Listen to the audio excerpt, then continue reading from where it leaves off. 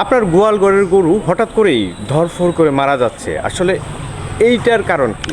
এটা বিভিন্ন কারণে হতে পারে যে আপনার গবাদি পশু হঠাৎ করে ধরফরে মারা যাওয়ার যে কারণগুলো হচ্ছে, তার মধ্যে আপনার যদি গবাদি পশু যে গরুটা রয়েছে সেটা যদি বিষক্রিয়া আক্রান্ত হয়, সেক্ষেত্রে হঠাৎ ধরফরে মারা যাচ্ছে। তারপর আপনার র্যাবিস যে ভাইরাসটা রয়েছে, সেই ভাইরাসের যদি আপনার গবাদি পশুর মাঝে প্রবেশ করে, আপনি যদি সেটা না জানেন, সেক্ষেত্রেও আপনার যে গবাদি পশু রয়েছে সেটা মারা যেতে পারে। তাছাড়াও বিভিন্ন ভাইরাস ব্যাকটেরিয়া জনিত রোগের কারণেও আপনার যে গবাদি পশু রয়েছে সেটা হঠাৎ মারা যেতে পারে। আপনার বর্তমানে সময়ে শ্রীপুরের মাঝে সবচেয়েতে বেশি যে রোগগুলো ছড়িয়েছে তার মধ্যে হচ্ছে এলএসডি।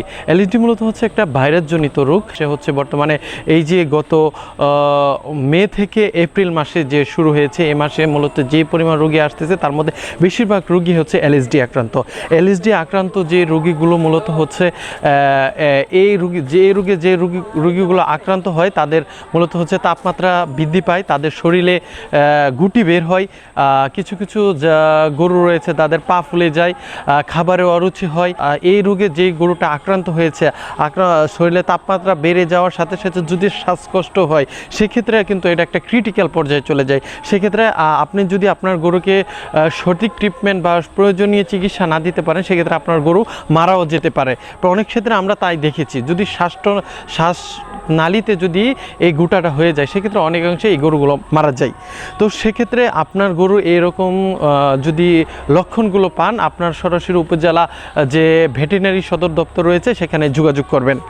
এখানে যারা বিএস ইউলো স্যার রয়েছে, তারা আপনার যে গরু যা প্রয়োজনীয় চিকিৎসা সেটা প্রদান করবেন। তাছাড়া বর্তমানে আরেকটি রোগে শ্রীপুরের যে পশুগুলো রয়েছে আক্রান্ত, সেটা হচ্ছে ইপিভিরাল ফিভার। মূলত 3 দিনের ভাইরাসজনিত একটা জ্বর।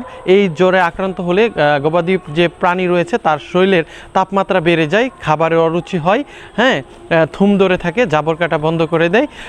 এইটা মূলত হচ্ছে আক্রান্ত হলে এই রোগে যদি আপনার যে গবাদি পশু রয়েছে সেটা কিন্তু যদি আক্রান্ত হয়, তাহলে আপনার এই পশুর যে মাথায় পর্যাপ্ত পরিমাণে পানি ডালবেন এবং প্রয়োজনে ভেটেরিনারি যে সার্জন বা উপজেলায় যে ইউলো স্যার রয়েছে তার শরণাপন্ন হয়ে আপনারা মূলত হচ্ছে এর চিকিৎসা প্রদান করবেন।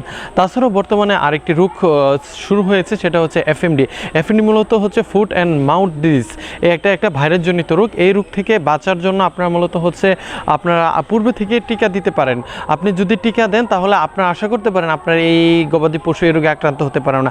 আপনি যদি মনে করেন এলএসডি কথা বলেন, এলএসডি হওয়ার আগে যদি বছরে একবার আপনার গবাদি পশুকে যদি আপনি টিকা দেন, সে অনেকাংশেই সে এই রোগ থেকে সে মুক্ত থাকবে। তাছাড়াও বর্তমানে যে ফুট অ্যান্ড মাউথ ডিজিজ যেটার কথা বললাম, এই রোগে যদি আপনার গবাদি পশু আক্রান্ত হয়, আপনার গবাদি পশুর মুখ দিয়ে লালা পড়বে, দুই পায়ের মাঝখানে ক্ষত হবে, তাপমাত্রা বেড়ে যাবে, খাবারের অরুচি হবে। তো এই আক্রান্ত যদি হয়, তাহলে আপনি আপনার যে নিকটস্থ যে ডাক্তার রয়েছে তার শরণাপন্ন হবেন। আপনার গবাদি পশুর যে গোহালঘর রয়েছে সেটা মূলত হচ্ছে পরিষ্কার পরিচ্ছন্ন রাখবেন।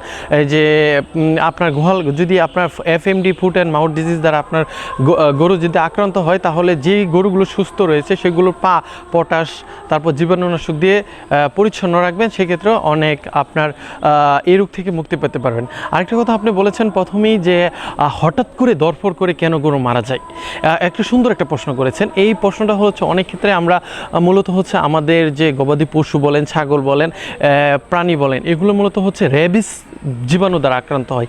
মানে র্যাবিস যারা যদি আক্রান্ত হয়, সেক্ষেত্রে হঠাৎ করে মারা যেতে পারে।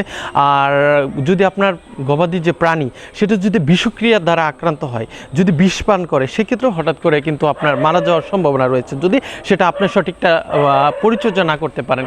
তো এই আপনাকে এত সুন্দর একটা প্রশ্ন করার জন্য আপনাকে অসংখ্য ধন্যবাদ। আর আপনারা যদি ভেটেরিনারি আপনার গরুর চিকিৎসা যে কোনো বিষয়ে যদি কোনো পরামর্শ থাকে, তাহলে আপনারা আমার সাথে যোগাযোগ করতে পারেন। আমার নাম্বার হচ্ছে 01636811100।